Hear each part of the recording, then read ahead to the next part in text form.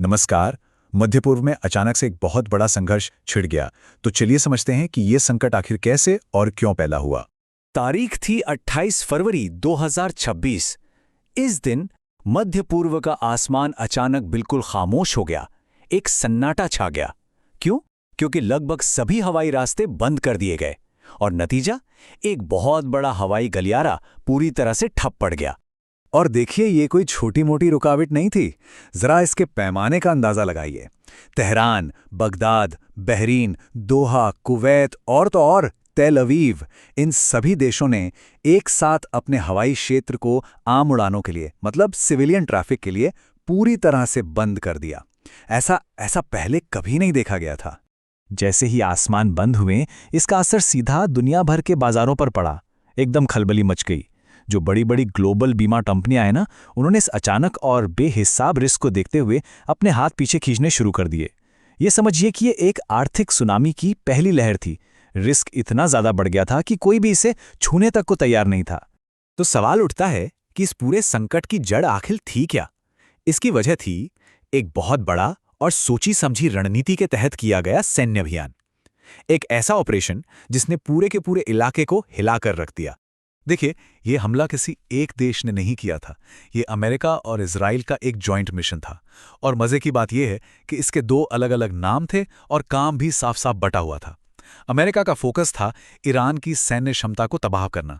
वहीं दूसरी तरफ इजराइल सीधे सीधे ईरान के टॉप लीडरशिप को निशाना बना रहा था। अमेरिका ने अपने इरादे बिल्कुल साफ रखे थे। कोई लाग लपेट नहीं। उनके 4 बड़े और कहना पड़ेगा काफी महत्वाकांक्षी लक्ष्य थे। पहला, ईरान को किसी भी कीमत पर परमाणु हथियार हासिल करने से रोकना। दूसरा, ईरान का पूरा मिसाइल जखीरा और उसे बनाने वाली जगहों को नेस्तो नाबूद कर देना। तीसरा, ईरान के प्रॉक्सी नेटवर्क्स की कमर तोड़ना। और आखिर में चौथा, उसकी नौसेना का नामो निशान मिटा देना। लेकिन सवाल यह है कि बात यहां तक पहुंची कैसे? ये सैन्य कार्रवाई कोई रातों रात नहीं हुई। नहीं, इसके पीछे छिपी है डिप्लोमेसी, यानी कूटनीति के फेल होने की एक कहानी। तो चलिए थोड़ा सा पीछे चलते हैं और देखते हैं कि आखिर बातचीत की मेज पर ऐसा क्या हुआ था। सब कुछ बहुत तेजी से हुआ।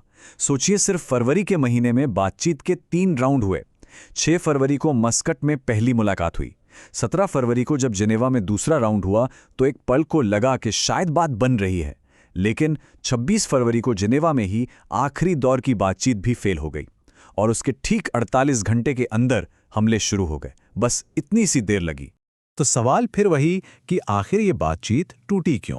देखिए, अमेरिका और ईरान के बीच जो मतभेद थे वो बहुत गहरे थे। मतलब जमीन आसमान का फर्क था। अमेरिका चाहता था कि भाई मिसाइल और प्रॉक्सी जैसे मुद्दों पर भी बात हो, लेकिन ईरान का साफ कहना था कि बात होगी तो सिर्फ और सिर्फ परमाणु मुद्दे पर। फिर यूरेनियम के भंडार को लेकर भी दोनों के रास्ते बिल्कुल अलग अलग थे। और जब बात आई संवर्धन के अधिकार की, तो वहां तो कोई बीच का रास्ता निकलने की गुंजाइश ही नहीं बची थी। साफ था, समझौता नामुमकिन था। अब इन शुरुआती हमलों के बाद ईरान क्या चुप बैठने वाला था? बिल्कुल नहीं। उसने बहुत तेजी से और बहुत बड़े पैमाने पर पलटवार किया। तो चलिए अब देखते हैं कि ये जवाबी कार्रवाई आखिर थी कैसी और इसने इस संघर्ष को किस मोड़ पर लाकर खड़ा कर दिया। तो फिर ईरान का जवाब क्या था? क्या वो बस देखता रहा? नहीं। ईरान की जो जवाबी कार्रवाई हुई, उसने इस लड़ाई को तुरंत एक नए और कहना पड़ेगा कहीं ज्यादा खतरनाक मोड़ पर ला खड़ा किया। ईरान के इस पलटवार का नाम था ऑपरेशन ट्रू प्रॉमिस 4 और इसने इस लड़ाई की आग को पूरे के पूरे रीजन में फैला दिया। निशाने पर सिर्फ इजराइल नहीं था, नहीं, बल्कि संयुक्त अरब अमीरात, बहरीन, कतर और सऊदी अरब में जो अमेरिकी सैन्य ठिकाने थे वो भी थे। लेकिन ये लड़ाई सिर्फ जमीन और आसमान तक ही सीमित नहीं थी। एक और मोर्चा था जो खुल चुका था। वो था साइबर स्पेस का। ईरान के इंटरनेट कनेक्टिविटी में अचानक से 46% की भारी गिरावट आई। ये अपने आप में एक साफ संकेत था कि पर्दे के पीछे से बहुत बड़े पैमाने पर साइबर हमले भी चल रहे थे। तो एक तरफ ये क्षेत्रीय लड़ाई चल रही थी, लेकिन इसके झटके पूरी दुनिया में महसूस किए गए। तो अब जरा बड़े पिक्चर को देखते हैं और समझते हैं कि इस सैन्य कार्रवाई के दूरगामी और ग्लोबल परिणाम आखिर क्या हुए। आर्थिक जोखिम कितना बड़ा था, इसका अंदाजा सिर्फ एक आंकड़े से लगाया जा सकता है। सोचिए, खाड़ी में अगर सिर्फ एक बड़े जहाज पर हमला हो जाता तो उसका बीमा क्लेम $300 मिलियन तक पहुंच सकता था। $300 मिलियन, ये वाकई एक हैरान कर देने वाला आंकड़ा है और ये बताता है कि इस लड़ाई की आर्थिक कीमत कितनी कितनी बड़ी थी। और आखिर में एक ऐसा सवाल जो शायद इस पूरे संघर्ष के सबसे खतरनाक और अनसोचे नतीजों की तरफ इशारा करता है। हो सकता है कि इन हमलों ने ईरान के परमाणु कार्यक्रम को कुछ समय के लिए पीछे धकेल दिया हो, मान लिया, लेकिन क्या इसकी वजह से एक नया और शायद ज्यादा बड़ा खतरा पैदा हो गया है?